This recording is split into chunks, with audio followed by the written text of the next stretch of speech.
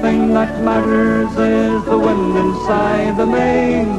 So all you loving mothers, keep your eyes upon your daughters, for the sails will mend their tatters, then the mast will rise again. It was 7 o'clock on the morning of June 5th in the year of our Lord, 1866, when the steam tug towed us from Wexford Quay over to the ballast ground. Having stowed the ballast, we weighed anchor, and with a fresh breeze in squally rain, we set off for Cardiff. At the Welsh port, we took on board a cargo of coal and stocked up on provisions. We also bought a new carving knife and fork, some fish hooks, and sail needles. Then we were under sail once more, destination Malta. Life on board the Alert was hard but fair under Captain Cogley. Breakfast usually consisted of cold meat left over from the previous day, tea and blaz. A blaz was a sort of rough green cracker, and each man got a pound of these per day, weighed out by the skipper. However, as days went by, their quality declined quickly, and before long it became part of the ritual to place the ration of blaz in a canvas bag and beat them to pulp in order to kill the maggots and weevils, and to make the biscuits edible they were mixed with some water from our ration. Dinner at sea was eaten at about 1 o'clock, and it consisted of meat, either salted beef or salted pork, some vegetables and potatoes when available. Supper was a repeat of the breakfast menu. But life on board the brig was not all eating and drinking. Apart from the watches, men were kept busy from dawn till dusk with the various tasks of keeping a vessel shipshape. Paintwork was constantly in need of cleaning and touching up. Sails, our sole power source, were in constant repair and overhaul, and the decks need to be scrubbed clean. The pumps were also kept manned, and the sound of sea shanties often filled the air as the men pumped the bilge. Blow the man down to me, way, hey, blow the man down. Blow him right back over Liverpool town. Give me some time to blow the man down. As I was walking down Paradise Street to me, way, hey, blow the man down. A pretty young doxy, a chance for the meet. Give me some time to blow the man down. Blow the man down, bullies, blow the man down to me, way, hey, blow the man down. Blow him right back over Liverpool town. Give me some time to blow the man down. There's Oscar and Heiner and Fuchs by the shore to me, way, hey, blow the man down. Karach is there with enough schnapps for all. Give me some time to blow the man down. Blow the man down, bullies, blow the man down to me, way, hey, blow the man down. Blow him right back over Liverpool town. Give me some time to blow the man down. So we'll drink one for Thrush and the rest of the friends to me, way, hey, blow the man down. We'll all get blind drunk when the long voyage ends. Give me some time to blow the man down. Blow the man down, bullies, blow the man down to me, way, hey, blow the man down. Blow him right back over Liverpool town. Give me some time to blow the man down. Throughout the voyage, the log had to be written up.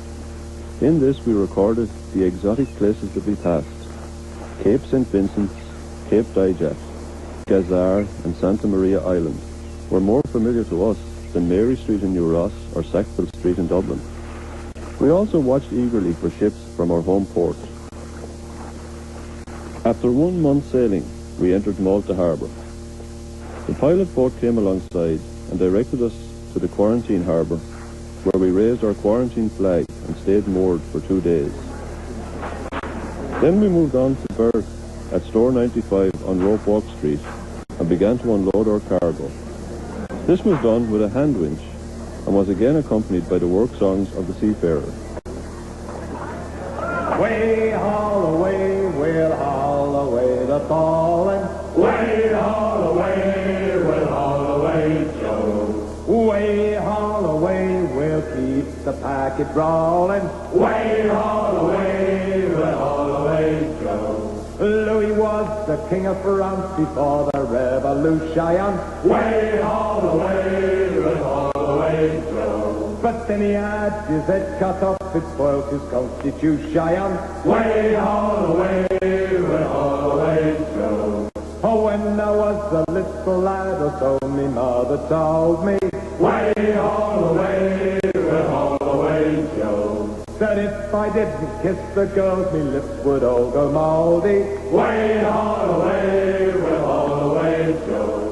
Geordie Johnson had a pig and he was double jointed. Way haul away, we'll haul away, Joe. He took him to the blacksmith shop to have his trotters pointed. Way haul away, we'll haul away, Joe. Once I had an English girl and she was fat and lazy. Way haul away, we'll haul away, Joe. But now I've got a German girl, she drives me flaming crazy. Way haul away, we'll haul away, Joe. Way haul away, we'll haul away together. Way haul away, we'll haul away, Joe. Way haul away, we'll haul for better weather. Way haul away, we'll haul away, Joe. Unloading took 6 days in the sultry weather of the Mediterranean and had to be carried out with some local labour because Duggan and Clancy were in hospital suffering from knife wounds sustained in drunken brawls with foreign sailors on the first night ashore. Skipper Cogley's patience was further strained when Brady and Green went ashore without leave, got drunk and were beaten up by a group of American sailors. By Friday, August 24th, we had unloaded 360 tons of coal, trimmed our ballast and were under sail once more. 8 days later, the Alert reached Constantinople. We stowed our sail and were taken in tow through the Bosphorus. Thus we entered the Black Sea and Asia. On September 20th, we berthed at Sulina. There, we loaded a cargo of grain and bought some provisions. These included bags of potatoes, cabbage, onions, soft bread, fish, and of course a case of gin. Other expenses on the Black Sea coast included posting 2 letters, which cost us 1 and 4 pence, sending a telegram for £1, and we had to give presents to the tallymen and watermen. We also needed to purchase a Russian bill of health, which cost us £5. We were forced to lay off for 5 days due to storm conditions before leaving Sulina and retracing our route back to Constantinople. From there, we sailed through the Sea of Marmara, past Gallipoli, the island of Lesbos, Crete, and on through the Mediterranean. The homeward voyage was good, with fine weather most of the time. Again, we were kept busy with the usual duties of the mariner. The rigging was tarred, the longboat painted, the mainsail kept in good repair, but throughout it all, we had our thoughts of home.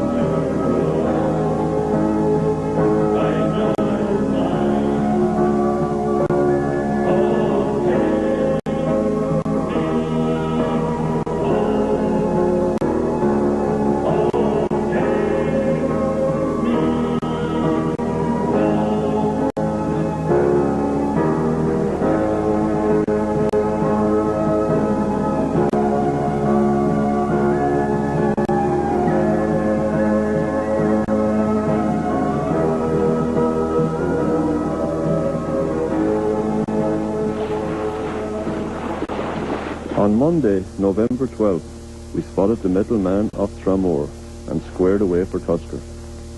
By the next morning, we had dropped anchor in the South Bay of Wexford.